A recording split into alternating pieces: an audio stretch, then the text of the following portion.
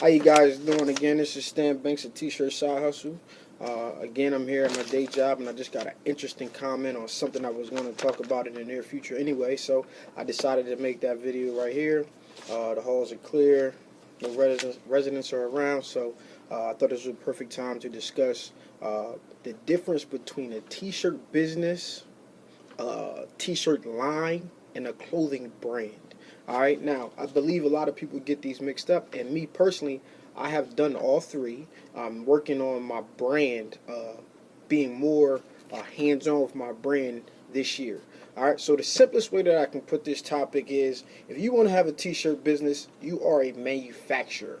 All right, you are producing the goods. You may not be, hand stitching and sewing the garments, but you're getting the blanks, you're printing them yourself, you're putting vinyl on them yourself, you're delivering them to a customer, maybe wholesale, or maybe an end user as well. All right. A wholesale would be, if you're doing some type of large scale and you're keeping the price low, so that those guys will actually be able to afford. Maybe it's 100 shirts, and you don't want to sell them at $20 a piece. It would be great to sell them at $20 a piece, but you don't want to sell them to maybe a football team or a youth football team or a school at $20 a piece. They just not buying. They want to keep the cost down. So the best way to think about a t-shirt business is you're the manufacturer. All right, now if you have a t-shirt line. All right, I like to think of this as a seller. All right, you may be producing the goods, you may not be producing the goods. In my case, I produce the goods, but it has to do with the effort and the idea behind the line that you're producing. This may be a specific niche market. For me, it was HBCUTs, which is the historically black colleges, where I put a bunch of designs out. And the only marketing I was doing, which I could do more, was reposting people after they bought them or posting a new product that I produced. All right, I wasn't doing photo shoots. I wasn't trying to have the super cool website. I just wanted a place where people could go buy and click. I used a big cartel. I produced the goods. I sent them out.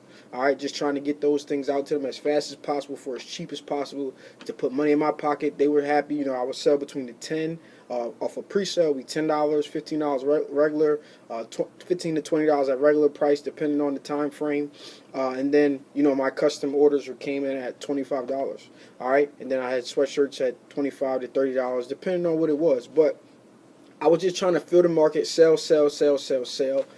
Just get it out at a cheap price. Now, if you are creating a clothing brand, which first is, for me, if you see all the Delaware stuff, it can be in a niche market or it can apply to the masses, but you got to have some type of demographic with that of which you're trying to reach, because to go out and say, hey, I want to make a clothing brand for everybody's just going to buy it. It's just not realistic. Every genre has a demographic that they want to apply. Now, people outside of the intended demographic may buy it, like a polo, or such, like young kids wear polos and different things like that. But polos had a niche market when they came out with their apparel. Rockaware, Fubu, they all had a niche market that they wanted to. No, I'm sorry, not a niche market, but a demographic rather, which is a nice way of putting a niche. An age group or a demographic area, like whether it's city kids or maybe you want to reach out to rural kids or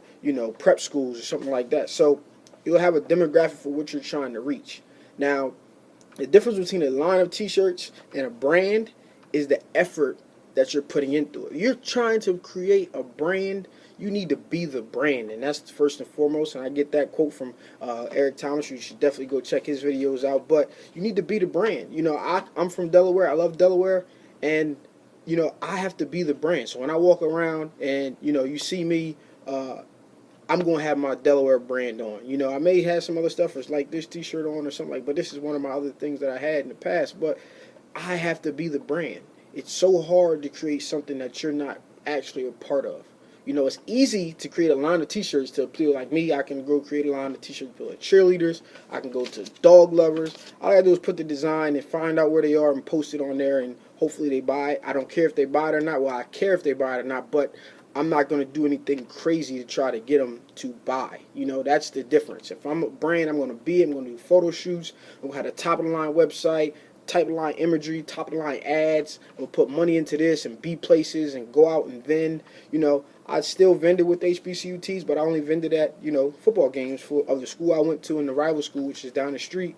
I only vended at those places because I had a direct access. I'm not going out of my way. You know, with Delaware stuff, I'm vending in Delaware because I'm in Delaware. My clothing brand, but I want to build a brand. I want to have awareness behind what it is that the brand is and represents, and that brand basically represents anybody in Delaware.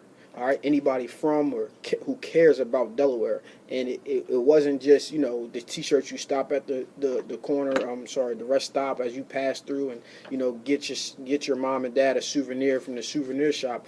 That's not what it is to me. Okay, it's something that I wanted to put a lot of.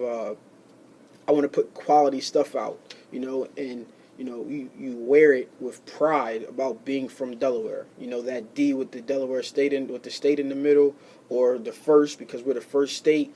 Those designs they're simple as they are. They took some thought. You know, I had that idea for 2 years, and I just wanted to figure out how to do it. And I put it out there, and they loved it, but I wasn't ready to really build a brand. I was just selling a T-shirt for that first year and some change. But now I'm ready to sit down and be behind it 100%.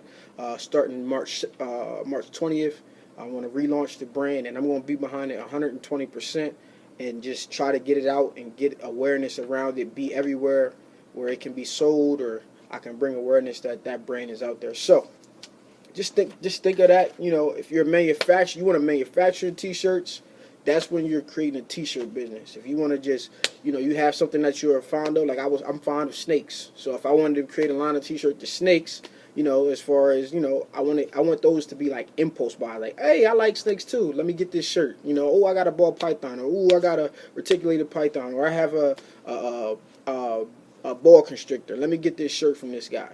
You know, and it'll represent mine. You know, that's something that people can relate to. If you were creating a brand, you were trying to beat it in their head what you're about.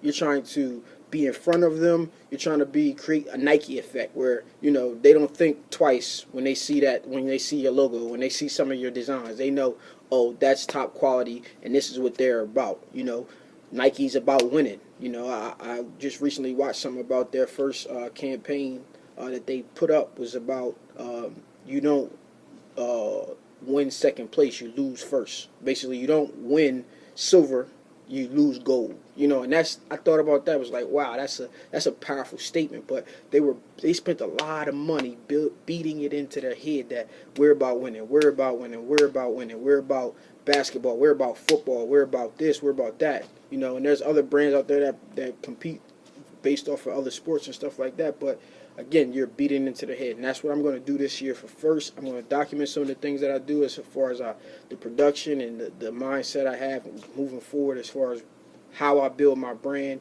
And, you know, I hope with all of me that it's as big as I have dreamed for it to be. But I think it's very important for you to distinguish the difference of what it is that you're trying to do, and then you need to approach it as such. You need to approach it as such. Okay, because if you're creating a clothing line or a T-shirt line, or you're creating a brand, you're not really going to be catering and changing what you do for customers. You know, you're going to create the design, and they're going to buy it or they're not. You know what I mean?